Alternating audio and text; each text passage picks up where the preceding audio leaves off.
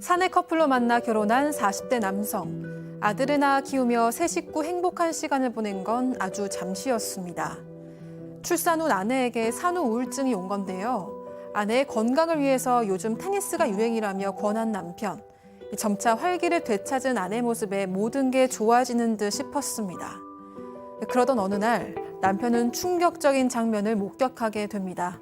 아내가 매일 다니던 그 테니스장을 찾던 날 코치와 아내의 외도를 목격한 건데요. 따지고 묻는 남편을 뒤로 하고 가출까지 감행한 아내. 심지어 외도 과정에서 아이까지 출산하게 됩니다. 외도의 시작부터 이혼을 요구하던 아내는 혼외 자녀가 희귀병을 앓고 있다며 하루가 멀다 하고 이혼을 요구하고 있습니다. 졸지에 8살 아들과 둘만 남아버린 남성. 어떤 선택을 해야 되는 걸까요? 자, 실제 사연을 저희가 당사자 특정 등을 이유로 조금 각색했다는 점 미리 말씀드립니다. 자, 외도를 저지른 배우자가 적반하장으로 이혼을 요구하는 경우 종종 전해드렸지만 이번 사연의 경우는 고민의 포인트가 좀 다릅니다. 자, 이 부부도 일단 시작은 평범했어요. 네, 일단 이 사연자인 40대 남성은 아내랑 직장 사내 커플로 만났습니다. 그래서 연애 결혼에 성공을 했고요. 이 남편은 평소에 굉장히 내성적이고 숫기가 없는데 반면에 아내는 굉장히 쾌활했습니다. 요즘엔 다 MBTI로 설명을 하잖아요. 그 MBTI로 따지면 남편은 소위 말하는 파워 I 성향이었고 아내는 대문자 E 성향이었던 거죠. 그리고 이런 아내 모습에 반했다고 합니다. 이렇게 매사에 적극적이던 아내는 결혼까지 적극적으로 리드를 했습니다. 상견례, 혼수, 집장만 이런 과정을 쭉 거치면서 보통 한 번씩은 싸우기 마련인데 이 커플은 흔한 말다툼 한 번 없이 결혼을 해서요. 서로가 정말 천생연분이라고 생각했다고 합니다. 자, 그런데 이 부부에게 이후에 걱정거리가 생깁니다. 네, 그렇습니다. 이 아내가 이제 바로 1년 안에 임신을 했어요. 그래서 아이를 낳았는데 뭔가 이 굉장히 몸이 좀 안 좋았어요. 그러니까 병원에서 절대 안정을 권했습니다. 그래서 잠깐 일을 쉬고 집에서 이제 쉬고 있었다가 결국에는 이제 일을 다 그만두면서 아이를 이제 육아했어야 됐어요. 근데 워낙 외향적이었던 아내이기 때문에 생기를 잃고 우울해진 겁니다. 집에만 있다 보니까. 그러니까 뭔가 아이도 키우기 싫고 마치 산후 우울증 겪는 사람처럼 애한테도 시큰둥하고 저렇게 사파처럼 뭔가 우울해졌어요. 그러니까 도저히 이렇게 놔두면 안 되겠다라고 판단한 남편이 운동 좀 해, 운동이라도 하자 그러면서 동네에 테니스를 권했어요. 그러니까 아내가 이제 집에만 있다가 테니스를 나갔는데 일주일에 한 번 나가다 두 번, 세 번 나가면서 재미를 붙였어요. 그러다 보니까 다시 생기를 찾았고 그러면서 이제 뭔가 다시 활기를 찾으니까 남편도 다행이다라는 생각이 들었다고 합니다. 그런데 그 생기 발랄함이 엉뚱한 곳으로 흐릅니다. 맞습니다. 테니스 모임이 잦아지면서 아내의 이 귀가 시간이 늦어지고요. 급기야 아이 하원 시간 못 맞춰서 남편한테 부탁을 합니다. 하원 좀 해달라. 그리고 남편 퇴근하면 아예 남편한테 아이들 맡기고 지금 외출을 하기도 하고요. 그래도 운동하는 게 좋다고 생각해서 이해를 하고 넘어갔는데 어느 날 테니스 모임 가서 좀 한턱 쏘려고 몰래 연습장 찾아갔다가 보지 말아야 될 장면을 목격하게 됩니다. 테니스 코치하고 아내의 불륜 상황을 목격하게 됩니다. 세네요. 근데 이 상황에서 되게 황당한 일이 벌어집니다. 이 남편은 아내를 용서할 생각이었어요. 아이를 위해서 내가 한번 용서해 줄 테니까 불륜 정리하고 돌아와라. 그럼 보통은 이제 거기다 용서를 구하고 돌아오는 게 일반적인데 그렇죠. 뜻밖에도 아내는 그냥 우리 이혼하자. 아내가 먼저 이혼을 요구하면서 오히려 가출을 감행하게 됩니다. 이제 아들이 이제 곧 초등학교 입학해야 되는데 아니 애 초등학교 입학해야 되는 아들 두고 어디 가냐 이렇게 설득을 해도 또 싸워봐도 아무 소용이 없었습니다. 그럼 이제 아들한테는 어떻게 얘기해요? 엄마가 어디 갔잖아요 지금 가출해서. 그러니까 잠깐 해외 친척 집에 갔다. 공부하러 갔다. 이런 핑계를 대면서 거짓말을 했는데 아이 생일일 때 겨우 영상통화만 하도록 해줬다고 합니다. 그리고 주 2회 가사관리사를 불렀었는데 이 가사관리사도 매일 불러야 되는 상황까지 간 거죠. 자, 외도한 아내한테 용서해 주겠다고 하니까 여보 고마워 나 돌아갈게가 아니라 우리 이혼해.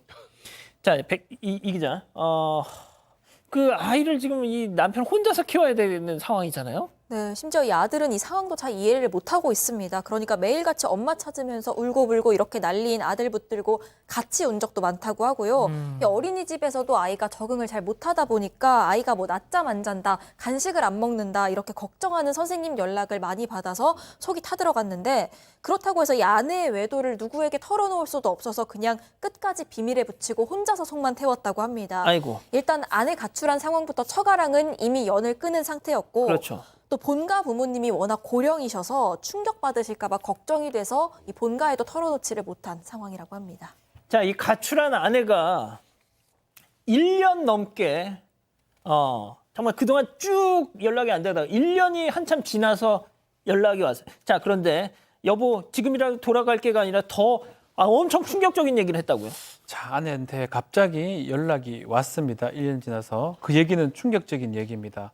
이 상간남이죠. 이 테니스 코치 상간남하고 사이에 딸을 하나 낳았다라고 아이고야. 연락이 옵니다.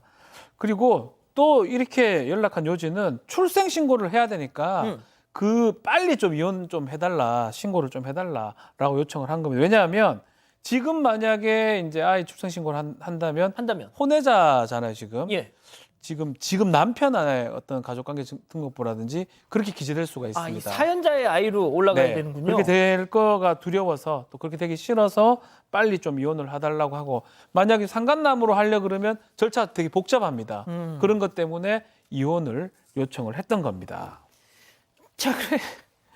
이 이혼 못 해준다는 게 지금 이 남편 사연자의 입장인 거잖아요. 네. 어. 그런데 이제 어느 순간 3년이 지나서 상간남까지 제발 이혼만 해달라 이렇게 요청을 하기 시작합니다. 누구 좋으라고?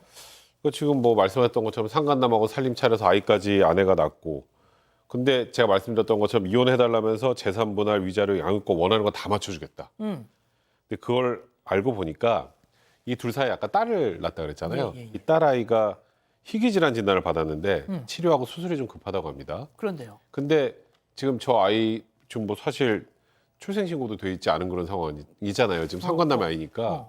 그러니까 이제 그러면 비용이 감당이 안 되는 상황이 되고, 그리고 이제 보험 같은 게 아예 안 되니까.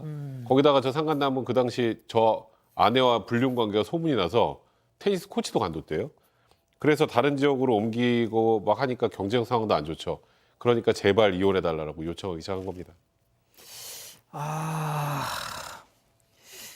자, 그 소장님. 네. 그러니까 일단 이거 어떻게 봐야 됩니까? 이거 완전히 지금 막 실타래처럼 꼬여버렸어요. 뭐 저는 뭐 어떤 분들은 왜 이 여성이 아들은 버리고 딸은 이렇게 소중하다고 이러나 무슨 이유나라는 생각이 드는데 저도 좀 고민을 해봤는데 이 엄마는 기본적으로 참 나쁜 엄마예요. 7살밖에 안 된 아이를 초등학교 입학한 아이를 그냥 버리고 어느 날 갔고 아이가 엄마를 찾아서 헤매고 이렇게 정말 마음고생하고 있는데 영상통화도 잘 해주지 않고 아이가 유치원에서 잠도 안 자고 간식도 안 먹고 이런다는 건 이상 증세를 보이고 있는 거거든요. 그런데도 눈 하나 깜빡을 하지 않고 있잖아요.